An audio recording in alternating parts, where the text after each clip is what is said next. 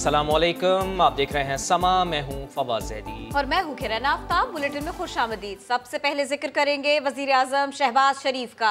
उन्होंने किसी भी किस्म की डिक्टेशन लेने से साफ साफ इनकार किया। कौमी असम्बली में खिताब करते हुए बोले, खुली छूट मिलने पर इमरान खान ने तबाही मचाई। सूबाई हुकूमत ने विफाक पर हमला किया, जिहाद के नारे लगाए। जत्थे के सरबराह की डिक्टेशन नहीं चलेगी, उन्हें इस्लामाबाद आने की इजाज़त किसी सूरत नहीं होनी चाहिए थी। साफ साफ कह दिया कि इलेक्शन कब होंगे ये फैसला ऐवान ने करना है।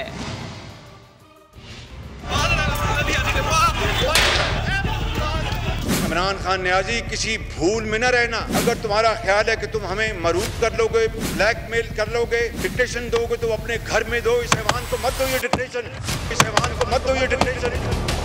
हमारी डिक्टेशन नहीं चलेगी। हमें शफाफ इलेक्शन कराने हैं। कब कराने हैं ये हाउस खुद फैसला करेगा। हुकूमत की जो मियाद 1 साल 2 महीने है, बात इलेक्शन की थी। ये ऐवान में आते बातचीत के दरवाजे खुले हैं। जिस तरह खुली छूट मिली वो हर तरफ जाकर उसने तबाही मचा दी। सूबे की हुकूमत के सरबराह और उनकी पूरी मावनत से वफाक के ऊपर कल हमला किया गया। पेशावर में जहाद के नारे लगाए जाए, जहां जहाद किसके खिलाफ? हिंदुस्तान के खिलाफ। खूनी मार्च का इरादा किया गया। सब्सिडी न होने के बावजूद पेट्रोल की कीमतें जो आज दुनिया भर में आसमानों से बातें कर रही हैं, उसकी कीमतें कम करके हमारे लिए एक बारूदी सुरंग बिछा गया। इस ऐवान को फैसला करना कि क्या हमने फितने का रास्ता रोकना है या फिर इसकी इजाजत देनी और पाकिस्तान को अपने हाथों से खुदा न खास्ता तबाह होते देखना है। इमरान खान काफिला लेकर इस्लामाबाद पहुंचे मगर फिर वापस चले गए। कारकुनान से खिताब में कहा कि हुकूमत को डेडलाइन दे दी है, 6 दिन में असम्बलियाँ तहलील और नए इलेक्शन का ऐलान ना किया तो दोबारा लाखों अफराद लेकर इस्लामाबाद आऊँगा। इमरान खान ने सुप्रीम कोर्ट से गिरफ्तारियों और शेलिंग का नोटिस लेने का मुतालबा भी किया। इस इम्पोर्टेड हुकूमत को एक पैगाम देना चाहता हूँ। आपको मैं 6 दिन दे रहा हूँ। 6 दिन के अंदर आप इलेक्शन अनाउंस करें। जून के महीने में इलेक्शन अनाउंस करें और असेंबलीज डिसॉल्व करें। इमरान खान इलेक्शन की तारीख लिए बगैर इस्लामाबाद से लौट गए। सरबराह तहरीक इंसाफ ने 6 दिन में मुतालिबात तस्लीम न होने पर दोबारा शहर इख्तिदार आने की धमकी भी दी। 6 दिन, अगर 6 दिन में आपने फैसला ना किया तो मैं सारी अपनी कौम को लेके इंशाल्लाह इस्लामाबाद आऊंगा। जिना एवेन्यू में कारकुनों से खिताब में कहा कि लॉन्ग मार्च को फेल करने की साजिश नाकाम हो गई। उन्होंने दावा किया कि तहरीक इंसाफ के 2 कारकुनान को शहीद किया गया। हुकूमत मुल्क को इंतशार की तरफ ले जा रही है। सरबराह तहरीक इंसाफ ने सुप्रीम कोर्ट से कारकुनों की गिरफ्तारी और डी चौक पर शेलिंग का नोटिस लेने का भी मुतालबा किया। इमरान खान का काफिला सुबह सवेरे डी चौक पहुंचा था। सुप्रीम कोर्ट की जानिब से H9 में जलसे की हिदायत के बावजूद चेयरमैन PTI ने कारकुनों को डी चौक पहुंचने की हिदायत की थी। इमरान खान की वापसी के ऐलान के बाद कारकुन भी घरों को रवाना हो गए। इमरान खान को कौम ने एब्सोल्युटली नॉट कह दिया है। मरियम नवाज का इमरान खान के लॉन्ग मार्च पर तबसरा। बोली, 6 दिन का वक्त शर्मिंदगी से बचने के सिवा कुछ नहीं है। 30 लाख अफराद लाने का दावा करने वाले 20,000 लोग भी ना ला सके। जिसको इनकलाब का नाम दिया गया था, इंतशार था, इनकलाब नहीं था। 6 दिन का वक्त है, वो सवाए अपनी शर्मिंदगी मिटाने के और कुछ भी नहीं है। 30 लाख अफराद का दावा करने वाले 20,000 अफराद को भी वो जमा नहीं कर सका। कल 2 कंटेनर्स उठाते हुए जो 2 बच्चे शहीद हो गए हैं, चाहे वो PTI के वर्कर्स थे, उनके शहादत का मुकदमा भी इमरान खान के खिलाफ होना चाहिए। लोगों के बच्चे रुलते रहे सड़कों पे और ये हेलीकॉप्टर से नीचे ही नहीं उतरे। हमने इनको एब्सोल्युटली नॉट कह दिया है। पंजाब से तो एब्सोल्यूट रिजेक्शन है। और फिर अगर ये कहते हैं कि क्योंकि पुलिस की रास्ते बंद थे, कि हमने जो भी इक़दाम किए वो हमारी जिम्मेदारी थी। इनकलाब पुलिस से पूछ कर नहीं आता। 2000 पुलिस वाले 50,000 लोगों को नहीं रोक सकते, लेकिन 200 बंदा अगर आप नहीं निकाल सके, और सिर्फ ये नहीं कि आप पंजाब से नहीं निकाल सके, KPK ने भी आपकी आवाज पे लपैक नहीं कहा, तो आपको शर्म से डूब मरना चाहिए। मेरी कौम के बच्चों के साथ फितनाबाजी बंद करो, बनी गाला वापस जाओ और बाकी की जिंदगी अल्लाह अल्लाह करो। सुप्रीम कोर्ट ने इमरान खान के खिलाफ कार्रवाई की इजाजत देने की हुकूमती इस्तदा मुस्तरद कर दी। गिरफ्तारियों के लिए छापे मारने के खिलाफ हुक्म भी बरकरार। चीफ जस्टिस उमर अता बंदियाल ने रिमार्क्स दिए कि हुकूमत कल वाले अदालती हुक्म को मद्देनजर रखते हुए अपना काम करे। इस हवाले से रिपोर्ट कर रहे हैं जुल्करनैन इकबाल। हुकूमत को लॉन्ग मार्च में नुकसानात पर इमरान खान के खिलाफ एक्शन के लिए सुप्रीम कोर्ट से इजाजतनामा न मिल सका। अदालत ने अटॉर्नी जनरल का चेयरमैन PTI के खिलाफ अदालती हुक्म न मानने का इस्तदलाल भी कबूल नहीं किया। चीफ जस्टिस ने कहा, मुमकिन है इमरान खान को पैगाम दुरुस्त न पहुँचा हो, देखना होगा वकला इमरान खान से राब्ता कर सके थे या नहीं। अटॉर्नी जनरल ने मार्च के दौरान अमलाक को नुकसान का नुक्ता उठाया तो चीफ जस्टिस ने कहा, सड़क पर सिर्फ कारकुन थे, लीडर नहीं। कारकुनों को क़यादत ही रोक सकती है जो मौजूद नहीं थी। अमेरिका में भी सदारती इलेक्शन के दौरान ऐसा वाकया हुआ था। इल्म में आया है कि शेलिंग हुई और कुछ लोग जख्मी हुए। आग आंसू गैस से बचने के लिए लगाई गई थी। अदालत ने अफ्रीकैन में एतमाद पैदा करने की कोशिश की थी, जिसे धचका लगा। चीफ जस्टिस ने हुक्म दिया कि हुकूमत अदालती अहकामात के खिलाफ कोई कार्रवाई न करे। फिलहाल ये केस निपटा रहे हैं। सियासी दर्जा हरारत ज्यादा है, मुदाखलत करना दुरुस्त नहीं। अदालत का कोई एजेंडा नहीं है। हुकूमत और तहरीक इंसाफ को अदालत की इखलाकी सपोर्ट चाहिए तो बाहमी एतमाद कायम करें। सियासी कशीदगी और कानून हाथ में लेकर निजाम के लिए खतरा बनने से मुल्क का नुकसान होता है। इमरान खान का 6 दिन बाद दोबारा एहतजाज का ऐलान अदालत के इल्म में है। फैसला इसी हिसाब से देंगे। जुल्करनैन इकबाल, समा, इस्लामाबाद। लीगी नायब सदर मरियम नवाज की सुप्रीम कोर्ट से अपील। कहा, बराह मेहरबानी अदालत अपने फैसले पर नजर सानी करे। इस्लामाबाद में जो कुछ हुआ वो ऐन इमरान खान की तालीमात के मुताबिक था। उनका MNA गाड़ी पर चढ़कर जलाओ घेराव करवाता रहा। मार्च से पहले शेख रशीद समेत उनके मुख्तलिफ रहनुमाओं ने कहा था कि खूनी मार्च होगा।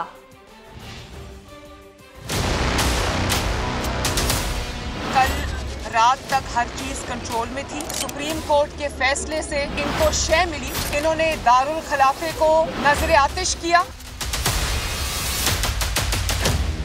इस्लामाबाद जलता रहा। मुझे अफसोस हुआ जब ये रिमार्क सुनने को मिले कि शायद इमरान खान तक सही मैसेज नहीं पहुंचा। इनको सब फैसले पता थे। मुझे ये भी सुनने को रिमार्क मिला, वो जो क्राउड था जिसने दारुल खिलाफे को जला दिया, वो लीडर ऐसा वो किसी के कहने पे नहीं हुआ। क्राउड बड़ा चार्ज था।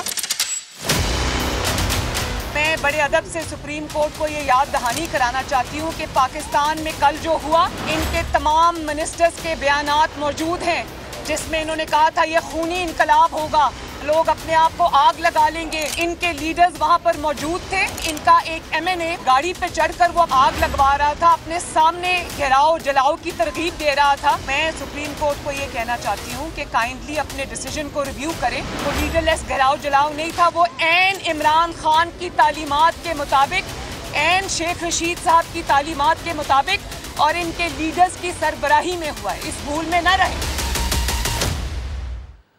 वो चले तो दावे उरूज पर थे, वो बढ़े तो खिलाड़ी मुश्किल में थे।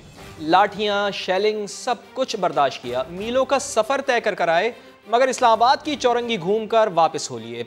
इस्लामाबाद में इनकलाब के यू टर्न पर यह रिपोर्ट देखिए। इलेक्शन डेट चाहिए हमें और असेंबली डिसॉल्व। हमें जितनी देर वहाँ रहना पड़े इस्लामाबाद में हम रहेंगे। 20 लाख लोग लाएंगे, इलेक्शन का ऐलान करा के जाएंगे। तारीख न दी तो यहीं बैठ जाएंगे। इमरान खान ने चैलेंज दिया, रोक सको तो रोक लो, लॉन्ग मार्च आया रे। कल पख्तूनख्वा से पाकिस्तान की तारीख का सबसे बड़ा जुलूस निकल रहा हूँ इस्लामाबाद की तरफ। कोई भी रोकना चाहे हमें रोक के दिखा दे। कप्तान कंटेनर पर चढ़े, इस्लामाबाद की जानिब बढ़े।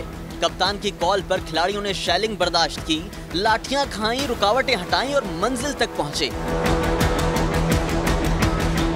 लेकिन इस्लामाबाद पहुंचते ही इनकलाब ने यू टर्न ले लिया। जून के महीने में इलेक्शन अनाउंस करें और असेंबलीज डिसॉल्व करें। अगर 6 दिन के बाद ये नहीं करेंगे आप, तो मैं सारी अपनी कौम को लेके वापस इस्लामाबाद आऊंगा। लॉन्ग मार्च के शॉर्ट रन पर तलाल चौधरी ने यूं तंज किया। डट के खड़ा था जो कप्तान, नस गया जे ओ इमरान, यूथ ये सारे पुछदे ने दसते जा कुछ कप्तान, सानू सड़कां ते रोल के हेली ते चढ़िया जे कप्तान। इमरान खान तारीख लेने आए थे, तारीख देकर चले गए। 6 दिन बाद मुतालबा पूरा ना हुआ तो क्या लोग फिर कप्तान की आवाज पर लब्बैक कहेंगे? इस्लामाबाद की सड़कों पर इमरान नियाजी ने फसादी मनाजिर पेश किए, कौम ने मनफी सियासत को मुस्तरद कर दिया। वफाकी वजीर एहसन इकबाल कहते हैं इमरान खान इदारों को सियासत में घसीट रहे हैं, इंतखाबात वक्त पर ही होंगे। आपकी मनफी सियासत को कल लोगों ने मुस्तरद कर दिया। अगर किसी लीडर को दुनिया में गालियां देने और अपनी कौम की सेल्फ एस्टीम को तबाह करने पर नोबल इनाम मिलना चाहिए तो वो इमरान नियाजी साहब। पाकिस्तान की फौज और पाकिस्तान की अदलिया ये वो इदारे हैं जो सियासत से बालातर हैं। इमरान नियाजी शऊरी तौर पे एक मंसूबाबंदी के जरिए हमारे इन इदारों को भी पॉलिटिसाइज और पोलराइज करने के एजेंडे पे गामजन है। जो एक्स सर्विसमैन इमरान खान के वकील बने हुए हैं, आए टीवी के ऊपर मुझसे मुकाबला कर लें। अपनी वफादारी और मैं भी अपनी वफादारी उनको बताऊंगा। करोड़ों रुपए की चोरी साबित हो गई है, पकड़ा जा चुका है, फ्रॉड इलेक्शन कमीशन के अंदर मौजूद है, लेकिन कोई कार्रवाई नहीं। हम तो हैरान हैं, क्या कोई फूके मारता है ये इदारों के ऊपर? इसके पास मंत्र है, क्या जादू है कि इसकी तरफ कोई देख ही नहीं सकता? जो इलेक्शन है वो इंशाअल्लाह ताला अपने मुकर्ररा मुद्दत के ऊपर होंगे। किसी किस्म की ब्लैकमेलिंग पे हम नहीं आएंगे। पीटीआई लॉन्ग मार्च के दौरान जानी और माली नुकसान भी हुआ। पंजाब के मुख्तलिफ अजला में ड्यूटी के दौरान पुलिस के 3 एहलकार शहीद हुए और 100 जख्मी हुए। पुलिस की 11 गाड़ियों को भी नुकसान पहुंचाया गया। फहद भट्टी रिपोर्ट करेंगे।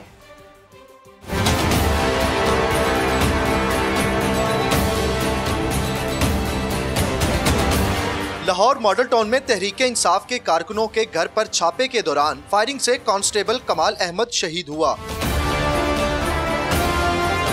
अटक में पुलिस की गाड़ी उलटने से मुदस्सिर अब्बास और मोहम्मद जावेद ने जामे शहादत नोश किया। तहरीके इंसाफ के कारकुनों की जानिब से तशद्दुद के बायस लाहौर में 34, अटक में 48, सरगोदा में 9, मियांवाली, रावलपिंडी, जेहलम और दीगर शहरों में मुतअद्दिद एहलकार जख्मी हुए। मुश्तइल मुजाहिरीन ने पुलिस की 11 गाड़ियाँ तोड़ दी, सरकारी इमलाक को करोड़ों रुपए का नुकसान पहुँचाया और असलहा बशमूल 2 SMGs भी छीन ली। ईवीएम अब हम में नहीं रही, तफसील इसी बुलेटिन में जानिए। और अब वो खबर जिसके हर तरफ चर्चे हैं। गुज़िश्ता रोज़ इस्लामाबाद में इमरान खान के खिताब के दौरान कासिम सूरी ने लुक़मा दिया कि खान साहब इस्लामी टच भी दे दें, मगर ये जुमला इमरान खान के साथ साथ माइक ने भी सुन लिया। फिर क्या हुआ आपको दिखाते हैं। ये इम्पोर्टेड हुकूमत के लोग 2 नारे सुनेंगे, ये एक जोहर और दूसरा गद्दार, इसलिए अवाम से डरते हैं। इमरान खान हुकूमत पर गरज बरस रहे थे, मगर शायद कुछ भूल रहे थे। कासिम सूरी ने याद दिला दिया। इस्लामिक टच भी दे दे, इस्लामिक टच भी दे दे, इस्लामिक टच भी दे दे। खान साहब ने उनकी फरमाइश पूरी कर दी।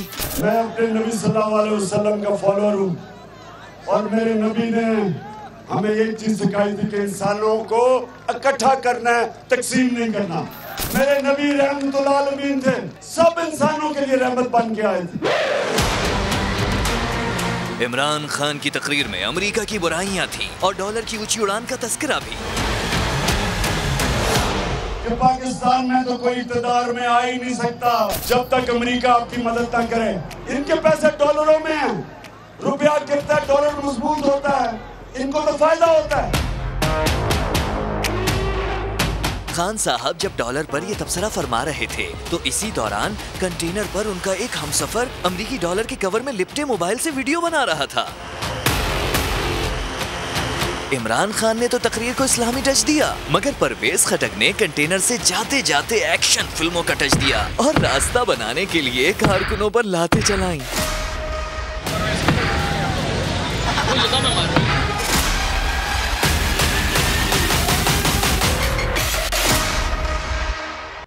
और इसी पर मरियम नवाज ने तनकीद करते हुए कहा, इमरान खान गुनाह कबीरा कर रहे हैं।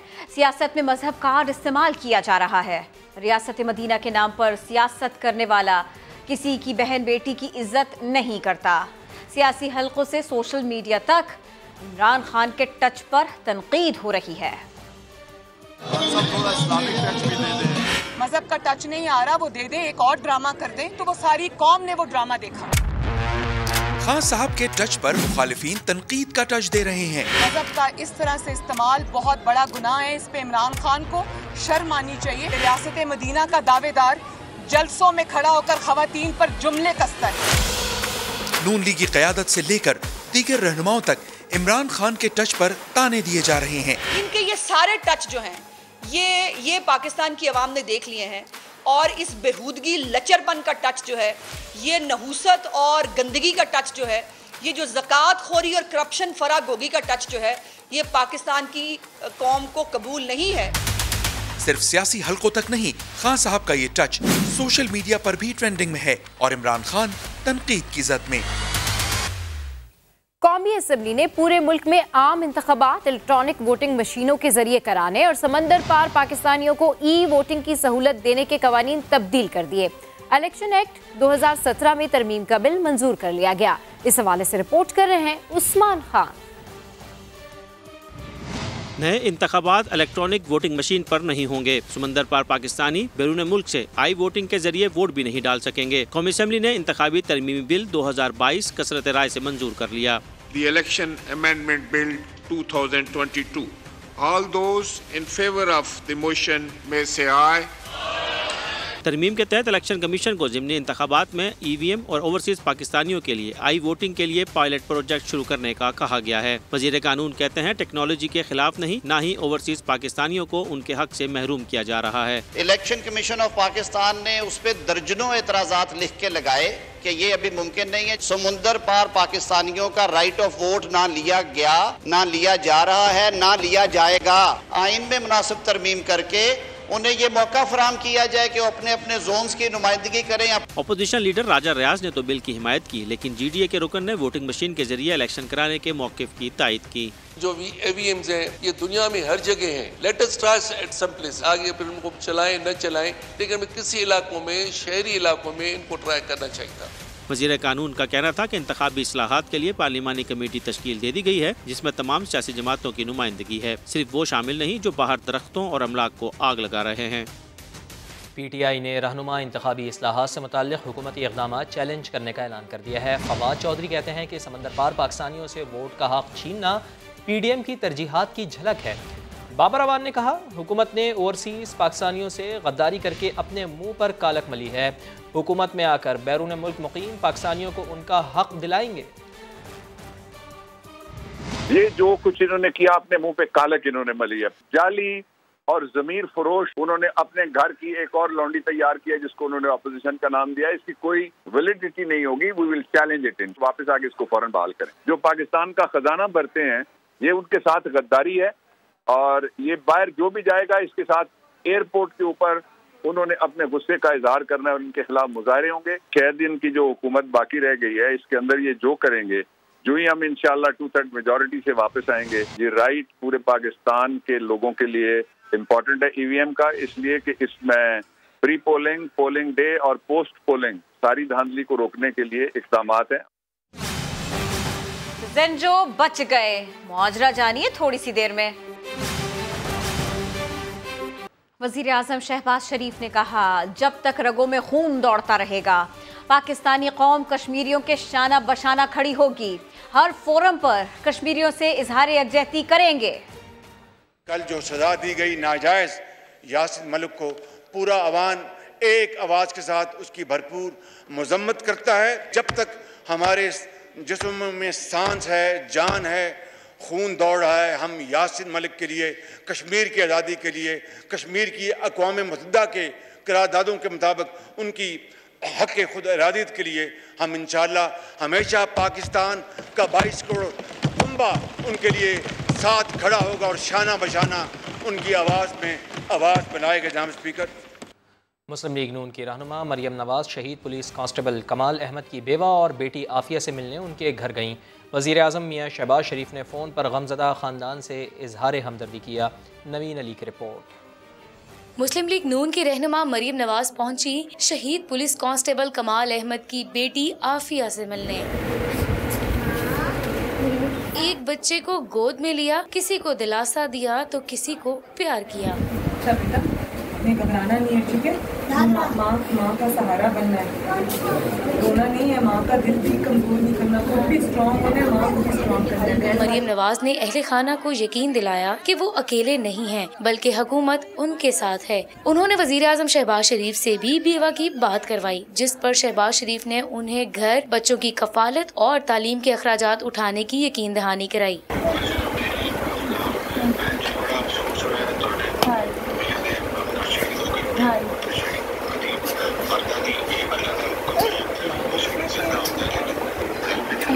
मरियम नवाज घर से निकली तो मोहल्ले की खवातीन और बच्चों ने मरियम नवाज से अपनी मोहब्बत का खुलकर इजहार किया। कैमरामैन नवीद रमजान के साथ नवीन अली, समा, लाहौर।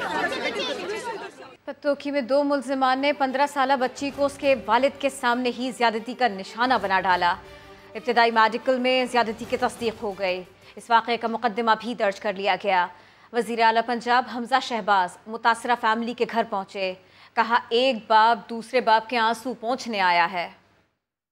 पतोकी में इंसानियत सोज वाकया। चूनिया बाईपास के करीब डाकुओं ने बाप को दरख्त से बांधकर 15 साल की लड़की को ज्यादती का निशाना बना डाला। राहगीरों को आता देखकर दोनों डाकू मोटरसाइकिल छोड़कर फरार हो गए। मुतासरा लड़की रात गए वालिद और 5 साला भाई के साथ शादी में शिरकत के बाद घर वापस आ रही थी। तिब्बी मुआयने में लड़की से ज्यादती की तस्दीक हो गई।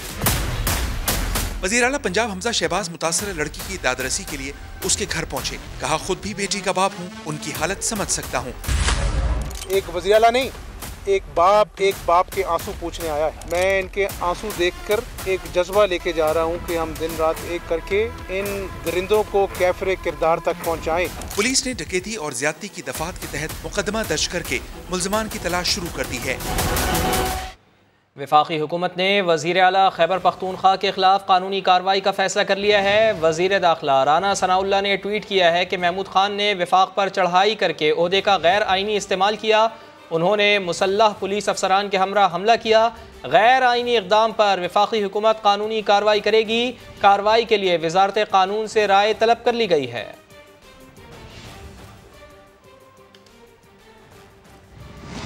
वज़ीर आला बलोचिस्तान के खिलाफ तहरीक अदम एतमाद इब्तिदाई मरहले में नाकाम हो गए। 13 अरकान की मतलूबा हिमायत न मिलने पर डिप्टी स्पीकर ने तहरीक अदम एतमाद मुस्तरद कर दी। जाम कमाल ने तहरीक की नाकामी का मलबा PDM की वफाकी हुकूमत पर डाल दिया। वज़ीर आला अब्दुल कुद्दूस बिज़न जो कहते हैं, जाम कमाल को तहरीक लाने से पहले मुशावरत करनी चाहिए थी।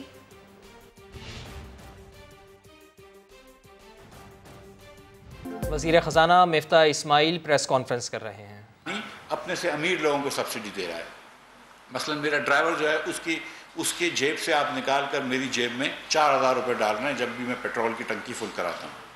इसी तरह मैंने एग्जाम्पल दिया था अपने खुद के कारखाने का कि अगर मेरी फैक्ट्री से 15 ट्रकें रोज़ निकलती हैं कराची से, इस्लामाबाद, लाहौर, पेशावर, कोयटा वगैरह, तो 1000 लीटर एक डीजल पे लगता है एक ट्रक में। तो 1000 लीटर का मतलब है कि 80,000 रुपये एक ट्रक पे आप मुझे रोज़ सब्सिडी दे रहे हैं, यानी कि 12 लाख रुपए की रोज़ एक सनतकार को आप सब्सिडी दे रहे हैं। और वो कौन दे रहा है? वो भी एक औसतन पाकिस्तानी है। और उस सब्सिडी की वजह से यहाँ पर पेट्रोल और ईंधन का कंजम्पशन भी बढ़ गया है और हमारी फॉरेन एक्सचेंज रिजर्व पे प्रेशर भी आ रहा है। और उसके साथ साथ जैसा कि IMF ने कहा है कि IMF भी हमें मज़ीद कर्जे का प्रोग्राम नहीं देगा जब तक कि हम पेट्रोल और डीजल की कीमत ना बढ़ाएं। जो पिछली हुकूमत ने IMF से जो डील करी थी उसके मुताबिक न सिर्फ कि कोई नुकसान नहीं बर्दाश्त कर सकते था हुकूमत, न सिर्फ कोई नुकसान नहीं कर सकता था, बल्कि हर लीटर ऑफ पेट्रोल पे और हर लीटर ऑफ डीजल पे 30 रुपये का टैक्स लगता, जिसको लेवी कहते हैं। और उसके बाद पूरी कीमत के ऊपर 30 रुपये लगाने के बाद, नुकसान ख़त्म करने के बाद 17% टैक्स लगता। मिसाल के तौर पर अगर आज डीजल पे शौकत तरीन इमरान खान के फार्मूले पे जाऊं तो 80 रुपये पहले 84 रुपये डीजल पे एक कीमत बढ़ेगी, 30 रुपये उसके ऊपर बढ़ेगी तो 124 रुपये और 144 है, यानी कि 268 रुपये और उसके ऊपर सेल्स टैक्स लगेगा तो तकरीबन 305 रुपये का डीजल हो अगर मैं इमरान खान के फार्मूले पे जाऊं तो वो 305 रुपए का फार्मूला है। जाहिर है कि ये अवाम मुतहम्मिल नहीं है इसकी, लेकिन मुझे अफसोस के साथ कहना पड़ता है कि अगर हम ये नहीं करेंगे, कुछ ना कुछ स्टेप नहीं लेंगे हुकूमत का नुकसान करने में, तो हम बहुत गलत रविश पे जा सकते हैं।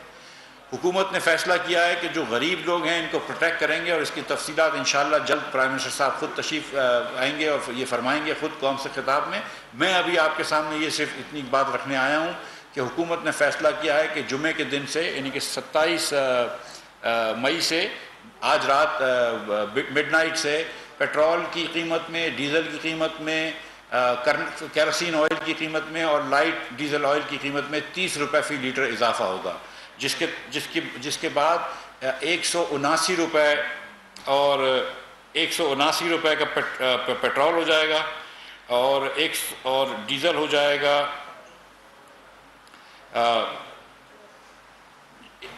जी 179 रुपये 86 पैसे का लीटर पेट्रोल हो जाएगा और डीजल हो जाएगा 174 रुपये 15 पैसे का, केरोसिन हो जाएगा 155 रुपये 56 पैसे फी लीटर 15 और लाइट डीजल ऑयल हो जाएगा 148 रुपये 31 पैसे का। तो ये नई कीमतें होंगी आज रात के 12 बजे से। ये 30-30 रुपये सब चीज़ों की कीमत में इजाफा हुआ है। मैं अब भी ये बता दूँ आवाम को कि आज भी ये 30 रुपये बढ़ाने के बाद डीजल पे हुकूमत 56 रुपये 71 पैसे नुकसान कर रही है। ये हुकूमत अपनी जेब से अपने पल्ले से दे रही है और हुकूमत क्या है, मैं और आप हैं। तो पाकिस्तानी शहरी आज भी 56 रुपये 51 पैसे 71 पैसे डीजल पे नुकसान कर रहा है, 37 रुपये 84 पैसे लाइट डीजल ऑयल पे, 21 रुपये 83 पैसे केरोसिन पे और 17 रुपये 2 पैसे पेट्रोल पे नुकसान कर रहा है। तो ये नुकसान बर्दाश्त करते हुए हुकूमत फिर भी कुछ ना कुछ बोझ आवाम पे डाला है और आज मिडनाइट से ये कीमतें 30 रुपये बढ़ जाएंगी। हम ये समझते हैं कि ये कदम जो है इससे मार्केटों के अंदर स्टेबिलिटी आएगी, मार्केट देखेगी कि हुकूमत पाकिस्तान इंशाल्लाह ये पॉजिटिव स्टेप लिया है। हुकूमत जो है वो डिटरमिन्ड है कि हम 1.5 साल जो 1 साल 2 महीने जो हमको वक्त मिला है इसके अंदर मईशत को बेहतर करें। हम ये समझते हैं कि इससे रुपए को भी इस्तेहकाम मिलेगा और स्टॉक मार्केट भी आगे बढ़ेगी, बट मोस्ट इम्पॉर्टेंटली इससे कि मईशत जो है उसके अंदर बैलेंस बरकरार रहेगा। सो अब इधर तक अपनी बात ख़त्म करता हूँ। अगर किसी भाई को कोई सवाल हो तो। इसका मतलब तो यही है कि आपने पेट्रोलियम मसनूआत की कीमतों का जो हम है ये वहाँ पर इसलिए फेंका कि IMF का प्रोग्राम आप ले सकें। हुकूमत जो है जब आप अपोजिशन में थे तो उसको तो क्रिटिसाइज करते रहे पेट्रोलियम मसनूआत की कीमतों में इजाफे, तो क्या इससे महंगाई की लहर मज़ीद नहीं आएगी, आम जो चीज़ें हैं उनकी कीमतें नहीं बढ़ेंगी? बेदा साहब बहुत सही सवाल है आपका, बहुत शुक्रिया आपका। इसमें कोई डाउट नहीं है कि पेट्रोल और डीजल महंगा होने से थोड़ी सी महंगाई बढ़ती है, लेकिन हमारे पास दूसरा ऑप्शन क्या था। अगर हम पेट्रोल महंगा नहीं कर रहे थे, डीजल महंगा नहीं कर रहे थे, तो रोज़ के रोज़ रुपए की कीमत जो थी वो डॉलर के सामने नीचे गिर रही थी। जब रुपए की कीमत डॉलर के सामने गिर रही थी और आप ये जानते हैं कि जब इमरान खान साहब छोड़ के गए थे तो 190 रुपये 179 रुपये हो गई थी और अब मज़ीद बढ़ गई है। तो जब रुपया गिरता है डॉलर के सामने तो उससे भी महंगाई बढ़ती है। तो हमें ये बैलेंस करना था कि महंगाई कहाँ पे कम से कम हो सके। दूसरी गुजारिश आपके सामने ये भी रख दूँ, आपकी बात दुरुस्त है कि हमने बिल्कुल और मैंने खुद बजाते खुद भी PTI के ऊपर पेट्रोल बढ़ाने पे क्रिटिसाइज़ किया है, लेकिन आप ये बात याद रखें कि हम उस वक्त 30 रुपये लेवी और 17% सेल टैक्स लगाने की बात कर रहे थे जो PTI की हुकूमत ने लगाया और आवाम के जब उनको लगा कि उनकी हुकूमत जाने लगी तो उन्होंने फिर ये कमी करके एक बारूदी सुरंग रख दी। इस वक्त जैसे मैंने आपसे गुजारिश करी कि हुकूमत पाकिस्तान 56 रुपये अपने पल्ले से दे रही है डीजल के ऊपर, तो हम मजीद टैक्स लगाने की बात नहीं कर रहे, हम सेल टैक्स लगाने की बात नहीं कर रहे। हम तो ये कह रहे हैं कि जिस कॉस्ट पे हमको मिल रहा है उससे भी 56 रुपये कम दे रहे हैं। और ये हम सारे ही मुल्क के मालिक हैं, हम ये कहाँ से अफोर्ड कर सकते हैं कि जितना हुकूमत चलाने में खर्चा नहीं आ रहा 3 गुना ज़्यादा खर्चा हम डीजल पे पेट्रोल पे सब्सिडी दें। और फिर जो मैंने आपसे गुजारिश करी कि जिस गाड़ी वाले हैं पाकिस्तान में, और पाकिस्तान में 10-15% लोगों के पास गाड़ी होगी, शायद उतने भी ना हो, उन गाड़ी वालों की है पाकिस्तान में जिसके पास बड़ी गाड़ी है उसको 10-15% लोगों के पास गाड़ी होगी, शायद उतने भी ना हो, उन गाड़ी वालों को सब्सिडी मिलती है। जिसके पास बड़ी गाड़ी है उसको सब्सिडी मिलती है, जिसके पास जनरेटर्स होते हैं उनको सब्सिडी मिलती है, जिसके पास कारखाने हैं उनको सब्सिडी मिलती है। तो ये कहाँ का इंसाफ है कि गरीब लोगों से पैसे लेकर आप अमीर लोगों की जेब में डालें। जी अच्छा, ये की मुआशी मुश्किलात तो हमारे से तो एक महीने से भी पेश हो रहे हैं। एक ये बता दें कि बिजली की कीमतें आप बढ़ाएंगे या बढ़ाएंगे, कब बढ़ाएंगे या नहीं बढ़ाएंगे, और दूसरा कि जो महंगाई होती है ये हुकूमत की एक तरह से नाकामी होती है। आप एडिबल ऑयल और इसको देख लें, पेट्रोल का उसके साथ बराह रास्त कोई लिंक तो नहीं है, लेकिन वो किस तरह बढ़ रहा है, हर रोज बढ़ रहा है। बिल्कुल दुरुस्त फरमाया आपने, बहुत शुक्रिया आपका। ये बात आपकी दुरुस्त है कि महंगाई जो है वो हुकूमत की, इसको नाकामी समझना चाहिए। और जैसा कि इमरान खान साहब कहते थे कि वो टमाटर या प्याज की कीमतों के लिए नहीं आए हैं, हम तो ये हर वक्त कहते हैं कि हम तो कीमतों के ऊपर नज़र रखने आए हैं। शहबाज शरीफ साहब का अव्वलीन काम ये है कि वो कीमत पर नज़र रखें, और मेरी भी अव्वलीन जिम्मेदारी ये है कि मैं कीमत पर नज़र रखूँ। तो इसमें कोई दो राय नहीं है। जो आपने तेल की बात करी, आप ये देखें कि यूटिलिटी स्टोर्स कॉरपोरेशन पे हमने 190 रुपये की सब्सिडी देकर तेल को 260 रुपये में घी को बेचा है। हम आज भी जो है वो चीनी 70 रुपये के लेकर आ गए हैं। और आप देख लीजिए कि 4 साल में इमरान खान के दौर में चीनी इतनी सस्ती नहीं हुई जितनी हमने अभी चीनी कर दी है सस्ती। आप ये देखें कि हम आटे को भी यूटिलिटी स्टोर्स कॉरपोरेशन में 40 रुपये फ़ी किलो बेच रहे हैं। लेकिन इस वक्त अगर खुर्दनी तेल की कीमत, इंडोनेशिया ने बैन लगा दिया था, उसके बाद खुर्दनी तेल की कीमत अगर दुनिया भर में बढ़ जाती है और 1200 या 1100 डॉलर से बढ़ के 1650 1700 डॉलर हो जाती है, तो उसमें तो फिर हम दोष, उसमें हमारा कसूर तो नहीं है, लेकिन ये हमारी जिम्मेदारी बहरहाल है। और इंशाल्लाह कोशिश करेंगे कि जैसे रुपया नीचे आता है, रुपया बढ़ता है, डॉलर नीचे आता है, तो ये चीज़ें सस्ती होंगी। और मुझे अल्लाह ताला की ज़ात से उम्मीद है कि ये जो आज हमने बड़ा मुस्बत कदम लिया, मैं आपको बताऊँ कि किसी भी वज़ीर आज़म को 30 रुपया बढ़ाना आसान नहीं होता है। ये बहुत बड़ा फ़ैसला शहबाज शरीफ ने लिया है। और इस ख़ास तौर पर ये खान साहब जो फितना फैला रहे हैं पाकिस्तान में, जो रोज़ बहतान लगाते हैं, जो इल्ज़ाम लगाते हैं, और जिस किस्म की ये जत्थे लेकर अब आ रहे हैं, इस पॉलिटिकल सिनेरियो के अंदर, इस पॉलिटिकल सिचुएशन के अंदर, ये जो शहबाज शरीफ ने फ़ैसला लिया है, ये बड़ा सख्त फ़ैसला लिया है, बड़ा मुश्किल फ़ैसला लिया है। लेकिन आज भी ये जो बात हुई है, मैं आपको सच बता रहा हूँ कि ख्वाजा आसिफ साहब ने ये कहा कि हम अगर अपनी सियासत बचाएं और इसमें अगर रियासत डुबा दें तो ये फ़ैसला हमारे लिए कोई हिकमत वाला फ़ैसला नहीं है, कोई बेहतर फ़ैसला नहीं है। और हम ये सब समझते हैं कि अगर हमारी सियासत डूबती है लेकिन अगर हमारी रियासत बच जाती है तो वो बहुत अच्छी बात है। तो यस, हम वी अंडरस्टैंड, हम ये समझते हैं कि हमारा सियासी कैपिटल इससे कम होगा। ये बड़ा मुश्किल फ़ैसला है, हमें ये पता है कि इस पर बहुत तनकीद होगी, लेकिन इस वक्त रियासत हमारे लिए जो है उसका और उसका इंटरेस्ट, रियासत के मफाद हमारे लिए मोहतरम है और उसको बचाना हमारे लिए ज़रूरी है। जी सर ये बताइएगा कि इसका जो ये आपने इंक्रीज किया है, इसका कितना इम्पैक्ट आएगा, और जो इसका डेफिसिट को कंट्रोल करने के लिए इक़दाम करने वाले का बड़ा दबाव है दोनों साइड पे, करंट अकाउंट डेफिसिट के लिए भी और फिस्कल डेफिसिट के लिए भी, उसका पर क्या फ़र्क पड़ेगा, आपकी जो कोशिशें होंगी वो क्या होंगी। और सेकंड सवाल ये कि क्या IMF ने जो राहत करनी, IMF से आपके बारे में बातचीत नहीं, IMF पहले की तरह आपने सिर्फ पार्लियामेंट से मंजूरशुदा जो प्रोग्राम होगा उस पर अमल दरामद को मानेगी। पहले तो ये मैं आपको ख़बर दे दूं, अगर आपको नहीं है कि केयर टेकर गवर्नमेंट आएगी, ज़रूर आएगी, लेकिन अगस्त 2023 में आएगी, उससे पहले नहीं आएगी इंशाअल्लाह। जब तक जो है वो शहबाज शरीफ वज़ीर आज़म है, ये पार्लियामेंट से जो भी इक़दाम होंगे जो पार्लियामेंट के पास होने के हैं, जैसे मनी बिल है, बजट है, वो पार्लियामेंट पास करेगी, अवामी इलेक्टेड पार्लियामेंट पास करेगी और यही नेशनल असम्बली पास करेगी इंशाअल्लाह ताला। और दूसरी बात यह है कि IMF से हमारी जो बात हुई है, अच्छा हुआ शोएब भाई आपने IMF की बात ले आए, कि IMF ने बिल्कुल ये कहा था कि पेट्रोल वगैरह की प्राइस बढ़ाओ, इसमें कोई दो राय नहीं है। लेकिन मैं IMF के ऊपर कोई दोष नहीं दे रहा हूँ। दुनिया का मुझे कौन सा मुल्क बता दे जो 84 रुपये नुकसान कर रहा हो या 86 रुपये नुकसान करके डीजल बेच रहा हो। दुनिया का कौन सा मुल्क है जो कि अपनी सिविलियन हुकूमत चलाने के 3 गुना ज़्यादा खर्च कर रहा हो। हमें बहरहाल अपनी रियासत चलानी है, हुकूमत चलानी है, हम इस किस्म का खर्चा अफोर्ड नहीं कर सकते। 20% तो हमारी कंजम्पशन बढ़ गई है इन चीज़ों की, पेट्रोलियम आइटम्स की, बिकॉज हमने रिलेटिव प्राइसेस कम कर दी हैं।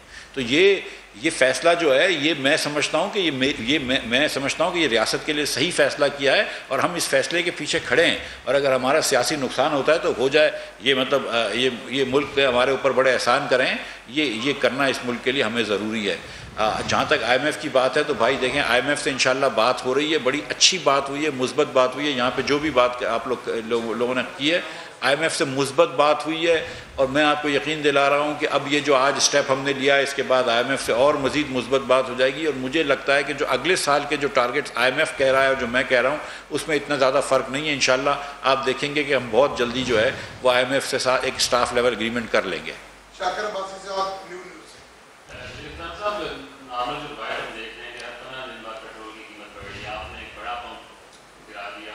हुकूमत ने पेट्रोलियम मसनूआत की कीमतों में इजाफा कर दिया है। मिफ्ता इस्माइल इसका ऐलान कर रहे थे। अभी एक ब्रेक लेते हैं, जिसके बाद दोबारा हाजिर होंगे हेडलाइंस के साथ। देखते रहिए समा।